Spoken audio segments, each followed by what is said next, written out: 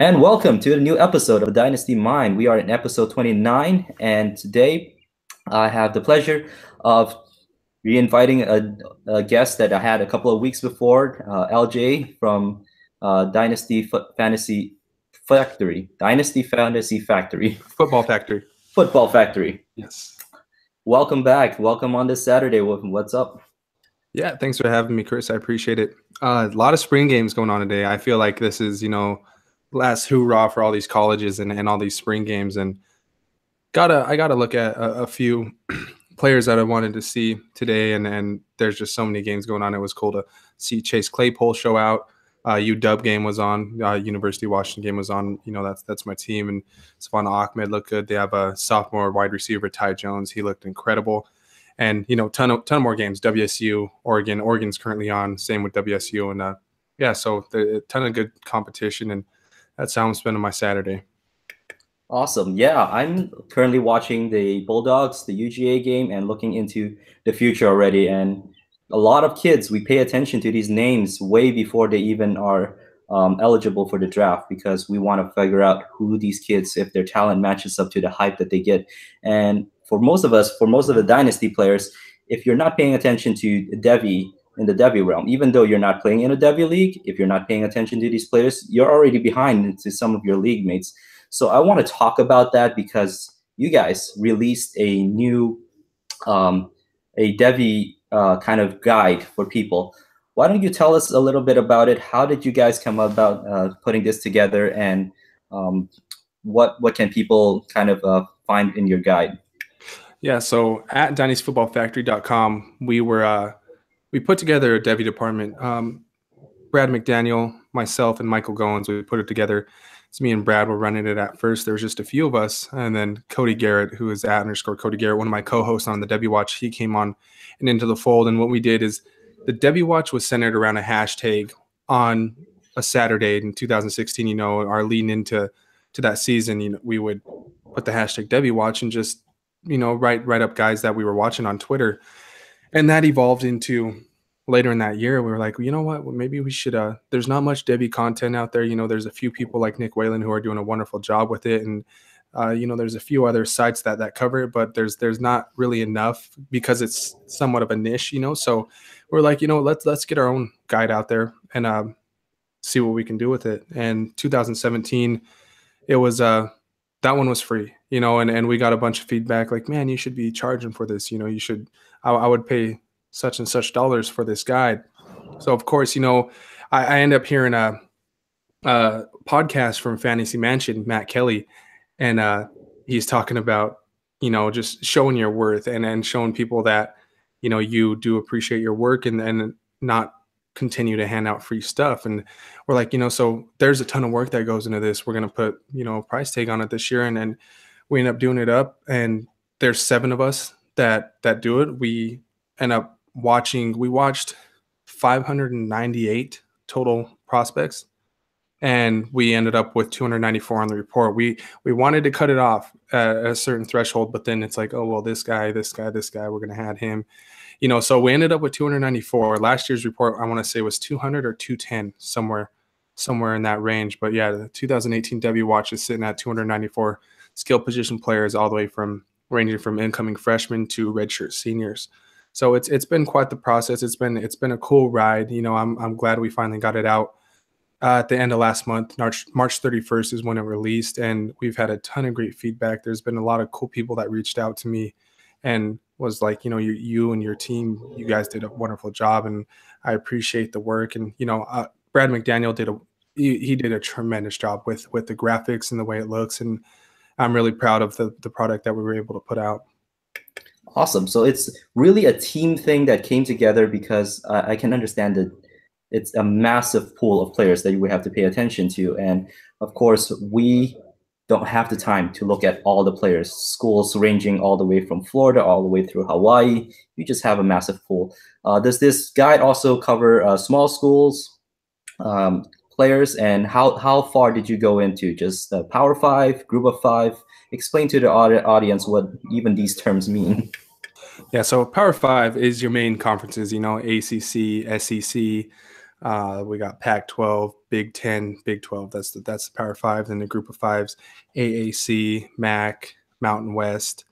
What do we got? What else do we have in there? Sun Belt. I want to say Conference USA. yeah, Conference USA, and yeah, we cover FBS football, and if there's anybody within the FCS realm that we feel like meets the thresholds for the Devy Watch, then we're gonna cover that as well. But most of the times, unless you got like the Jake Winicki's, the Dallas Coders, the Cooper Cups, a lot of times those guys don't emerge till later in the process, and the film's very limited. So if there's one that you recognize the name, then yeah, we're gonna watch them. We're gonna get them on there. But I don't believe we have any FCS guys on this year's guide. But yeah, we cover the whole D1 college landscape, FBS. So it was cool. Yeah, awesome. So if for our new buyers, this is your first edition of release, and you've covered a lot of players, and having a team helps with that process to cover that many players that we haven't even heard of. There are players that are outside of maybe sometimes our awareness, because we only myself, the only time that I have is pay attention to whatever rankings they have on Rivals or whatever rankings they have there. So you guys cover a lot of that. So tell us, what can the buyers expect from the guide? What are some of the features, and who are your targeted audience for this?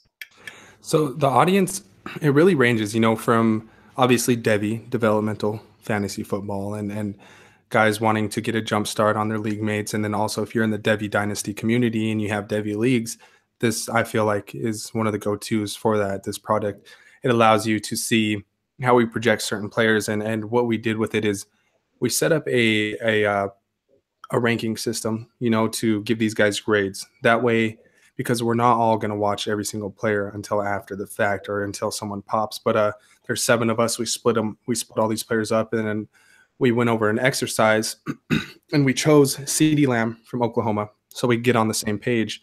The Oklahoma wide receiver, he's going to be a sophomore, and we set up this ranking guide, or this grading system, and we're like, okay, so all of us are going to watch CeeDee Lamb and see how we grade him, and see how it, so we can see how our grades match up.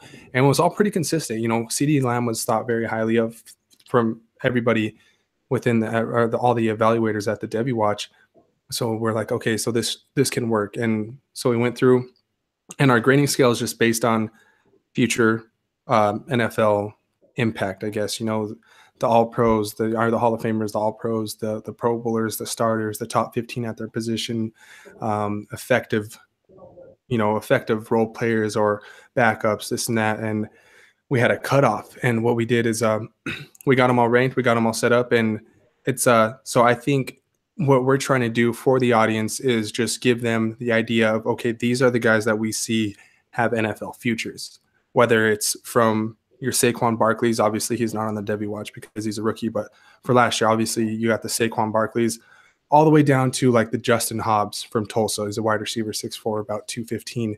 So that's sort of what we're trying to give to the consumers and the readers, and we're sort of, the features that we have on it. Obviously, we have the birth dates, we have their schools.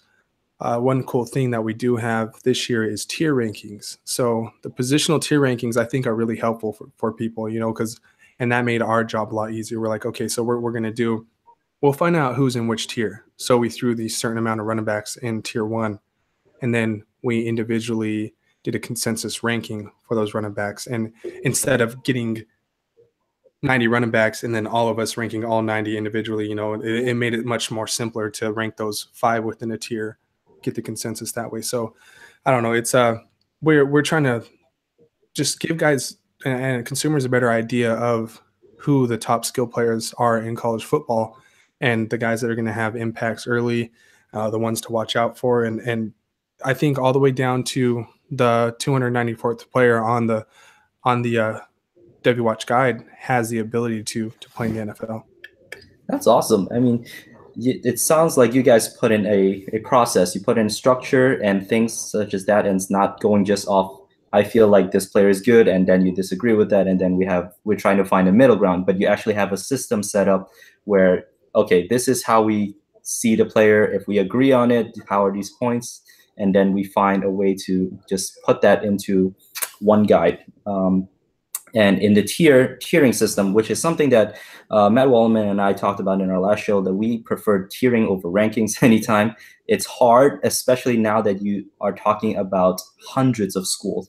So putting a tier is much better in that sense, and that's fantastic to hear. So through this process of building for this year, what is one thing that surprised you yourself? Which players stood out for you in putting together this guide for 2018? Oh man, there's a few guys that stood out for me because we go into this, we get our watch list, and a lot of times people will throw guys into that watch list that we feel like should be on there. And some of the guys that stood out for me when we did this was Quintez Cephas. He's going to be a junior wide receiver for Wisconsin. When I was watching him, I was just extremely impressed, and that was my first glimpse at him. And that's what's cool about this is splitting all these guys up and getting to watch players that I've never seen before, just based off of one of the other evaluators throwing him on the list to watch. So that's why I feel like this team and this group of evaluators makes life easier for each other, and we trust each other's evaluations and where to put certain players. So I think that all manifests pretty well with the product. But Quintez Cephas, definitely, he's one that he led Wisconsin last year in. Actually, he was a second leading receiver on the team, but he broke his leg and he missed the last 5 games. And I believe he did lead them with touchdowns, but he far and above the best pass catcher on that team, including Troy Fumagalli, who is a really good tight end. It's going to be a rookie. Quintez Cephas, he's a guy that he has a little nuances in his routes. He knows how to use his hands off his release. He's got really quick feet. He paces well. He's a guy that goes up and attacks the ball. He shields defenders. I feel like he does it all. He may not have the top-notch explosion that you normally want, but he's one that I like. And another one that's a big-time sleeper. He's going to be a sophomore, and this is Thomas Hennigan, another wide receiver. He is from Appalachian State, and he was one of my favorite players to watch. He's let's see here. I want to say, yes, he started all 13 games as a true freshman, and he was dynamic. He's a guy that he's got the thick build. I want to say 6'1", 210, somewhere in that range. He's got the size, and he's very, very elusive after the catch. He's very strong. And what I like about him is he plays with swag, and he plays, he sort of plays angry, and he wants to run people over, but at the same time make guys miss. Very strong hands. So Thomas Hennigan's another one out of Appalachian State that I'm really fond of. Awesome. Wow. These are certainly names that I would have never heard of. And you guys really dig in to look at, to find these sleepers, to find these players that people aren't paying attention to because either they never put up the production or, some contextual things that they're missing. But you guys have it in this Devy Watch. Now, this is a question that I ask all my guests because I know the hours you guys put into this, putting together a guide, and it takes so much effort, so much of your sacrificing some of your personal time to put it together. But how can people get the most out of your Devy Watch? To get the most out of the Devy Watch, I think, what you'll get is just a ton of clear-cut, honest, objective opinions, and guys that they're not favoring certain players regardless of, hey, this was my sleeper last year, like a Chase Claypool, who I really liked last year. He came on strong today, which is awesome. But just because I liked him a lot last year, I'm able to change my view and my opinion and not put him in that upper echelon. But even though he has that potential. So I think the best way to get the most out of this is just to go into it. And I think actually read the profiles, and it's a ton of content. So it's going to take a while, just start with the quarterbacks and see how we think about certain quarterbacks. We did put the dominator ratings in there for people just because for running backs, wide receivers, and tight ends, because that's a thing that the industry really likes. They like the market share of yards and touchdowns. So we put the dominator ratings in there. Sometimes we'll throw the breakout age into the profiles. And what you're going to get is you're going to get the strengths and weaknesses on players. You're going to get a summary of the scouting report that we did on them. And, sometimes that's going to include a strict, this is how this player plays, and it's also going to include certain information for you, it varies from, I guess, profile to profile, just based off of that writer and their writing style. So you're getting 7 different views on all the top college players, skill players across the nation, which I think is is pretty cool. And I personally know, being with this group, that these guys do put in the work. You know, they sit down and watch guys, and it's a lot of times it is time consuming because you have to watch full games. You know, you sit there and you, let's say, obviously I want to watch and see if a receiver can block, but let's say I want to see their targets. So I'll have to go to the play log on ESPN.com or whatever, get the play log, get their targets, and then go to a full live game and skip to those parts where they're being targeted and stuff, just to see their game, especially for guys that, let's say, have 4 or 5 catches on the year, you know, that you want to get a look at. So it's you're gonna get an honest, good evaluation on these players with no bias. Yeah, I'm very excited to have that, because you're right. People need to see some statistical backings. The dominator rating is something that's very useful to kind of compare historically which players could succeed in the NFL based on what they've put out, and it's not just production; it factors in a lot of different things. So that's a lot of information, and you guys put them together really, really well. So let us know when's the release date, what's the cost, and where can people find this work? Yeah, so for the Devy Watch, it came out on March 31st. We do have the rookie report that's coming out next week, is what we're estimating. That's what we want. You know, people were able to purchase the bundle. We want to get that rookie report out before the draft. But the Devy Watch, that's our baby. That's, you know, we put equal, I guess, love into both. But the rookie, you know, it's shorter. So I mean, we spent more time on the Devy Watch, but the Devy Watch is $11.99, and you can get that on dynastyfootballfactory.com. You can go to my pinned tweet, which is my handle is @Pacific Scouting. My pinned tweet, you can click on that. You can purchase either of those, and yeah, they're right there on the site. And I'll give you guys let's see here. I believe I can give a view of my screen for everybody.